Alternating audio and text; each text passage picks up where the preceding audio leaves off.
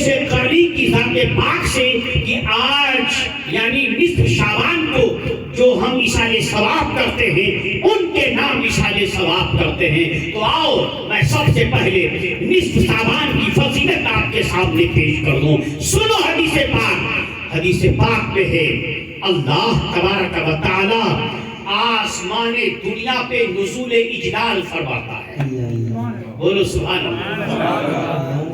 15ویں شعبان کو نصف شعبان کو اللہ تبارک و تعالی آسمان دنیا پہ نزول اجلال فرماتا ہے اور اعلان کرتا ہے حل من مستغفر فاغفرہ.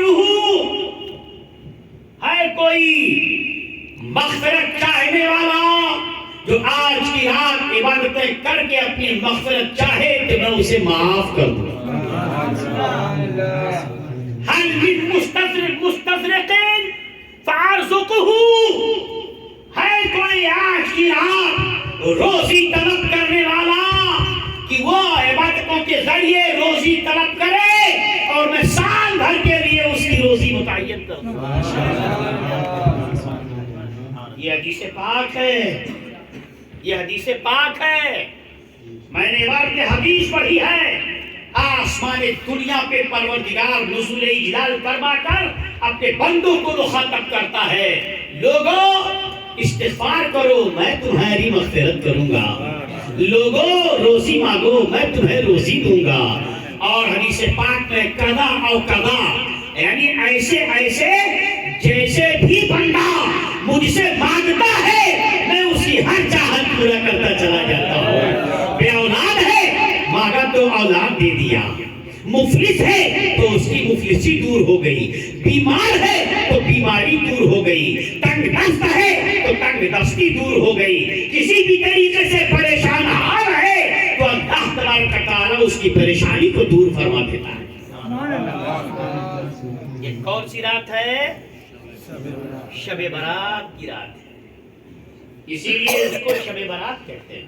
شب کے معنی ہوتے ہیں رات، فارسی لفظ ہے، اور برات عربی لفظ ہے جس کے معنی ہوتا ہے چھٹکارا، نجات، آزادی.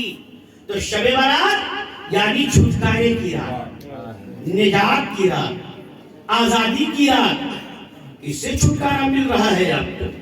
کس سے آزادی مل رہی ہے آپ کو؟ کس سے نجات مل رہی ہے آپ کو؟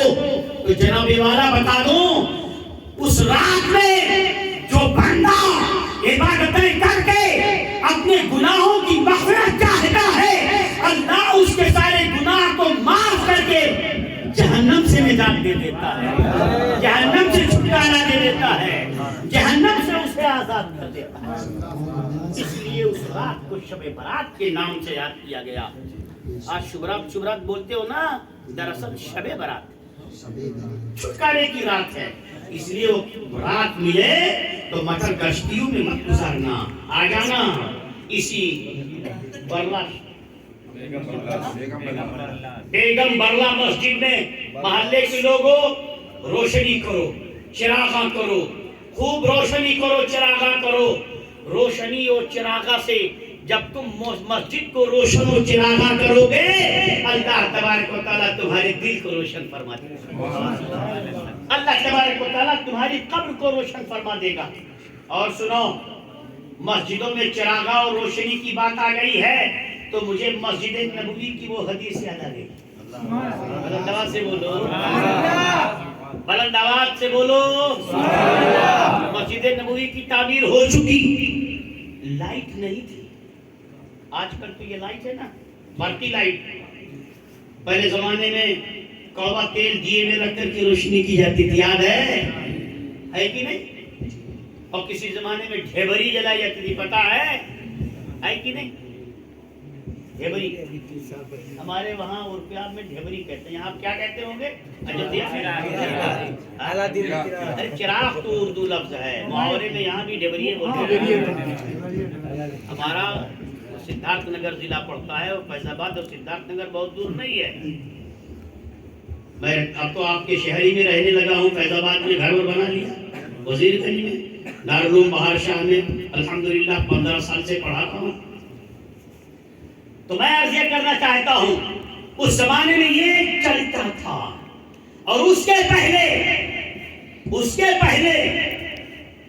بتی بنا کر کے اور چراغاں کرنے کا ایک ذریعہ ہوتا تھا، کھمبے میں لپیٹ دیا جاتا تھا، اس کی لو کو باہر کر دی جاتی تھی، نیچے سے تیل لگا دیا جاتا تھا اور سارے کھمبوں پہ دھیرے دھیرے مدھم جلتا تھا، وہ ایسا لگتا تھا جیسے کمکما لگا ہوا ہے۔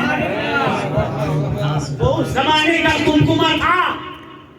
سیم ایسے ہی جب مسجد نبوی تعمیر کر دی گئی، رات کا وقت، اندھیرا ماحول، ایک صحابی آئے اور انہوں نے رسی نا سن پٹا، باریک باریک پٹیاں بنائی، کھمبوں پہ ایسے دھیرے دھیرے لپیٹ دیا، تیل سے اس کو پر کر دیا اور ایسے بتی اس کی بڑھا دی تاکہ کھمبے نہ چلنے پائیں، اور ایسے ہی ہر کھمبے پہ لگا دیا۔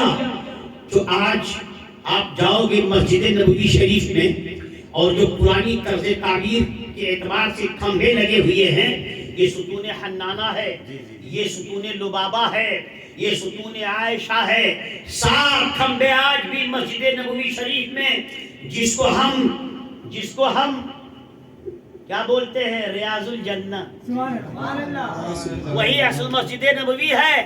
اور دعا کرو انشاءاللہ 1 اپریل کو میں بھی جا رہا ہوں، اللہ تبارک و تعالی ہمارے اس سفر کو کامیاب کرے۔ 2013 میں گیا تھا اور پھر جا رہا ہوں، یاد آ گئی ہے، میں نے ان سارے ستونوں کو دیکھا ہے، انہی ستونوں پہ ایک صحابی رات کی تاریکی میں ایسے بتی سے اس کو چراغا کر دیا، اور چراغا کرنے کے بعد جب اس میں روشنی ہوئی تو اپنے حجرے سے میرے آقا نے ایسے دیکھا، کیونکہ سرکار کا حجرہ اور مسجد نبوی کوئی حاجی ہے اس میں؟ کوئی حاجی ہے؟ کوئی ہے بھائی حاجی؟ نہیں ہے۔ اللہ تبارک، میں دعا کرتا ہوں اللہ تبارک و تعالی ہمارے ہر بھائی کو حاجی بنائے۔ تو حاجی حیدر صاحب بیٹھے ہیں اسٹیج پہ، میں آپ لوگوں سے مخاطب ہوا ہوں، تو میں عرض کر رہا تھا ہم سب کو اللہ تبارک و تعالی وہ پاک در دیکھنے کی توفیق عنایت فرمائے۔ میں عرض کر رہا تھا سرکار نے اپنے حجرے سے ایسے دیکھا، چراغاں مسجد نبوی میں، خوش ہو گئے، نکل کر باہر آ گئے، صحابہ بیٹھے ہوئے ہیں، ارشاد فرماتے ہیں، اے لوگو یہ روشنی کس نے کر دی ہے؟ بڑا اچھا لگ رہا ہے۔ یہ روشنی کس نے کر دی ہے؟ بڑا اچھا لگ رہا ہے۔ نبی بغیر نام پوچھے ہوئے اسی خوبصورتی کو دیکھ کر کے ارشاد فرماتے ہیں، جس نے ہماری مسجد کو روشن کیا ہے اللہ اس کی قبر کو روشن فرمائے۔ اس لیے 15ویں شب کو اس مسجد کو چراغاں کر دینا، لائٹ کر دینا، روشنی کر دینا، آ کر کے اس میں تلاوت قرآن پاک کرو، اور تلاوت قرآن پاک کے بعد نوافل کے ذریعے اگر انشاءاللہ تم نے رب کی بارگاہ میں جو بھی مانگا، وعدہ ہے رب کو میں اس کا پورا کروں گا، انشاءاللہ تمہاری مرادیں پوری ہوئی۔ وہ رات نصف شعبان کے نام سے یاد کی جاتی ہے۔ یہ تو ہو گئی عبادتوں کے حوالے سے۔ آؤ اس رات میں ایک عمل اور بھی ہم کرتے ہیں، پتہ ہے؟ قبرستان ہمارے بھائی صاحب نے بہت جلدی اس کو اعتراف کر لیا، مانا کہ الحمدللہ اس پر قائم، اللہ توفیق بخشے۔ مگر یار کچھ لوگ کہتے ہیں میں نام نہیں لوں گا، تم خود ہی سمجھو، مت جاؤ ان کے گھر کھانے میں۔ حدیث سن، جانا رسول اللہ کی سنت ہے، وہاں پڑھنا رسول اللہ کی سنت ہے، قبروں کی زیارت کے لیے چلنا رسول اللہ کی سنت ہے، اس میں بیٹھ کر کے عبادت کرنا رسول اللہ کی سنت ہے۔ یہ ساری باتیں میں نے آپ کی بتا دی، اب آپ کہو گے ذرا حوالہ بھی دیتے جاؤ۔ آؤ سنو، یہ حدیث بھی حضرت عائشہ صدیقہ رضی اللہ تعالیٰ عنہ سے مروی ہے. ابن ماجہ کی حدیث پاک ہے. بہت صحیح روایتوں سے یہ حدیث پاک مستند روایتوں سے مروی ہے. حضرت عائشہ صدیقہ رضی اللہ تعالیٰ عنہ ارشاد فرماتی ہیں نصف شعبان کی رات کو یعنی 15ویں شعبان کی رات کو میں اپنے بستر پہ نبی کو نہ پائی. اللہ فرماتی ہے میں نے اپنے بستر پہ نصف شعبان کی رات کو سرکار کو نہیں پایا, نہیں دیکھا. گھبرا اٹھی, بے قرار ہو گئی, بے چین ہو گئی. اتنی رات آقا گئے کہاں, حضور کہاں تشریف لے گئے؟ اور یہ تو حضرت عائشہ کی بے چینی تھی, صحابہ بھی ایسے ہی بے چین ہوئے تھے. ان کی بے چینی ذکر کر دوں جی, توجہ ہے نا؟ بلند آواز سے بولو. یہ موبائل دیکھنے لگے تو مجھے بھی دیکھنا پڑا. ہاں بھائی دیکھو. سرکار تشریف فرما ہے, حضرت جبریل امین بارگاہ مصطفیٰ میں حاضر ہوئے. یا رسول اللہ, ہم نے آدم کی امت کو جہنم میں جلتی ہوئی دیکھا, ہم نے شیش کی امت کو جہنم میں جلتے ہوئے دیکھا, ہم نے نوح کی امت کو جہنم میں جلتے ہوئے دیکھا, ہم نے ہود کی امت کو جہنم میں جلتے ہوئے دیکھا, ہم نے لوط کی امت کو جہنم میں جلتے ہوئے دیکھا, ہم نے ابراہیم کی امت کو جہنم میں جلتے ہوئے دیکھا, ہم نے داؤد کی امت کو جہنم میں جلتے ہوئے دیکھا, ہم نے یوسف کی امت کو جہنم میں جلتے ہوئے دیکھا, ہم نے اسماعیل کی امت کو جہنم میں جلتے ہوئے دیکھا, ہم نے موسیٰ کی امت کو جہنم میں جلتے ہوئے دیکھا, ہم نے عیسیٰ کی امت کو جہنم میں جلتے ہوئے دیکھا. خاموش ہو گئے جبریل امین. حضرت عیسیٰ کے بعد چپ. اب میرے آقا بے چین ہو گئے, کیونکہ حضرت عیسیٰ کے بعد اگر کسی کا نمبر آتا ہے تو بولو یار, بلند آواز سے بولو. جبریل تو خاموش ہو گئے مگر میرے آقا کی بے چینی بڑھ گئی. ارے جبریل جلدی سے بولو, 1,24,000 کم و بیش 2,24,000 انبیاء کے امتوں کو تو تم نے گنا ڈالا.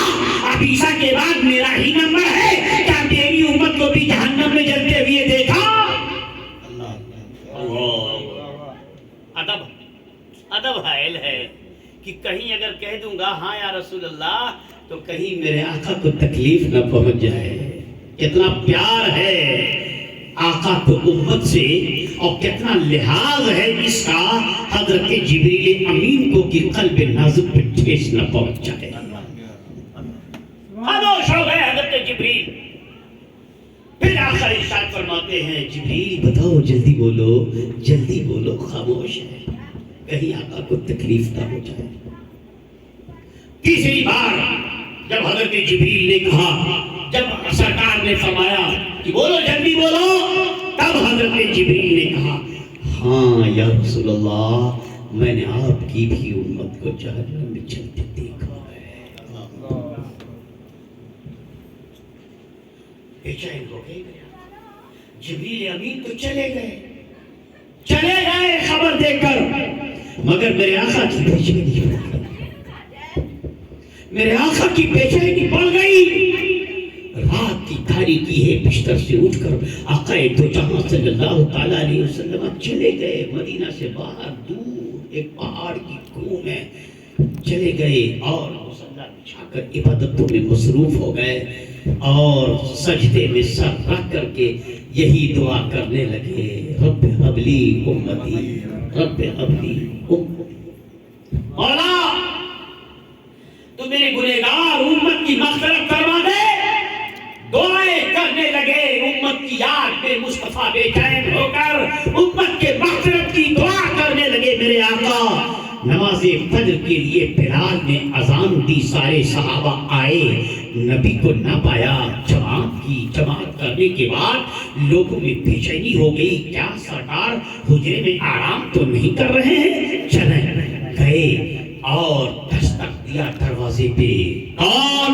اندر سے آواز آئی، ابو بکر، عمر، علی، عثمان سب آپ کے دور دولت پر حاضر ہیں. آقا کیسی طبیعت ہے؟ آج آپ نماز پڑھانے کے لیے مسجد نبوی تشریف نہیں لائے. اندر سے آواز آئی، وہ تو رات ہی سے ہمارے حجرے پہ نہیں آئے ہیں، گھر میں رات ہی سے نہیں آئے ہیں. بے چین ہو گئے سارے صحابہ، بے قرار ہو گئے سارے صحابہ. کہاں گئے میرے آقا؟ اغوا تو نہیں کر لیا کسی نے؟ اپہرن تو نہیں ہو گیا میرے آقا کا؟ بے چینی بڑھ گئی. لوگوں نے کہا تلاش کرو مدینہ کی گلیوں میں. کوئی ادھر جا رہا ہے، کوئی ادھر جا رہا ہے، کوئی اس گلی میں جا رہا ہے، کوئی اس گلی میں جا رہا ہے تلاش کرنے کے لیے. مگر حضرت صدیق اکبر نے کہا لوگوں چاہے جہاں تلاش کرو، چاہے جہاں جاؤ، مگر یاد رکھنا ان گلیوں کو تلاش کرو جن گلیوں سے بوئے مصطفیٰ آ رہی ہو. ان گلیوں کو تلاش کرو جن گلیوں سے بوئے مصطفیٰ آ رہی ہو. لوگوں نے کہا کیسے؟ حضرت صدیق اکبر نے کہا ایسے ان کی بہت نے دل کے خندے کھلا دیے ہیں جس راہ چل گئے ہیں کوچے. نعرہ تکبیر، نعرہ رسالت، جشن ویسے قلبی، عظمت مصطفیٰ. نعرہ تکبیر، نعرہ رسالت. کہا کہ جن گلیوں سے مصطفیٰ گزر جایا کرتے تھے وہ گلیاں مہکنے لگتی تھی، اس لیے ان گلیوں کو تلاش کرو. صدیق اکبر کی ناک حضرت رسول کریم صلی اللہ تعالیٰ علیہ وسلم کے ٹاپ جہاں پڑے ہوتے تھے ایسے مٹی سونکھ کر بتا دیتے تھے میرے آقا اس راستے سے گزرے، میرے آقا اس راستے سے گزرے. اب میں اور بھی مثالوں میں نہیں جانا چاہتا. ہمارے بہت بڑے بڑے سائنسداں آج بھی اس بات کے قائل ہیں اور کہ جس راستے سے کوئی گزرتا ہے تو گزرگاہوں کی شناخت کیسے کی جاتی ہے؟ اس مٹی کو سونکھ کر کے وہ بتا دیتے ہیں فلاں اس راستے سے گیا ہے. ارے یہ تو سائنسدانوں کا حال ہے. ارے وہ تو نبی کے اول خلیفہ تھے، بھلا ان کو کیوں کر نبی کی بزرگاہ کی خوشبو نہ ہوتی؟ کیا مہکتے ہیں؟ مہکنے والے بو پہ چلتے ہیں بھٹکنے والے. وہ نبی کے قدموں کے نشانات اور گزرگاہوں کی خوشبو سونگھتے ہوئے چلے گئے مدینہ کے باہر. ایک پہاڑ کے قریب پہنچے.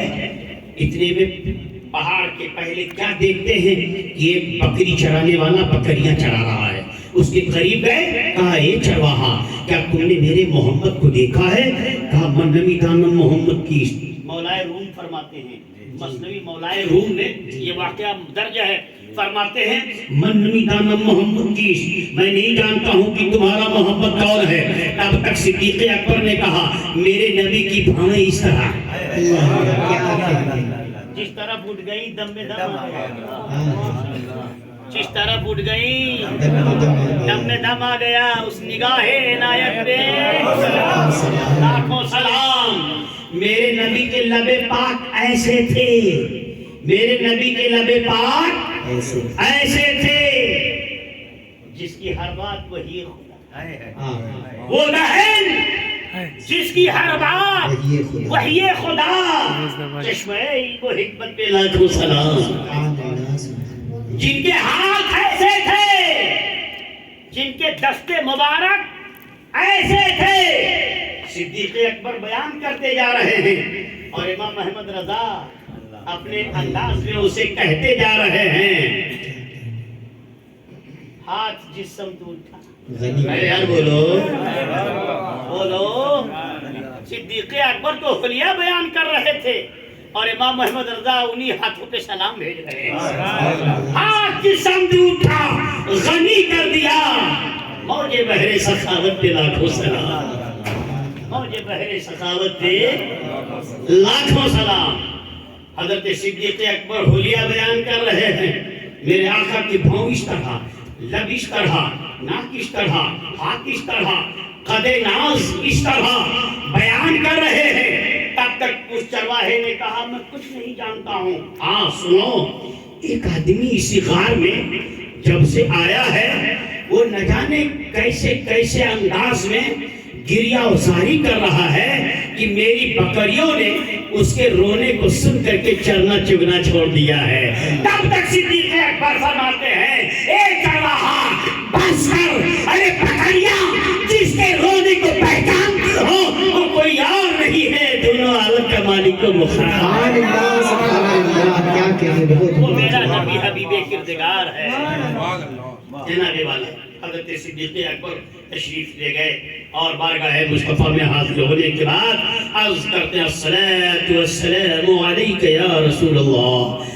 تب تک کانوں سے جیسے آواز ٹکراتی ہے، مصطفیٰ سجدے سے سر کو اٹھاتے ہیں اور ارشاد فرماتے ہیں اے ابو بکر، اگر آج تم نہ آ گئے ہوتے تو میں اپنی امت کی اپنے گنہگار امت کی سب کی مغفرت کرواتا۔ جناب والا یہ ہے نبی کا رونا، یہ ہے نبی کی گریہ وزاری، کس کے لیے؟ ہماری امت کے لیے۔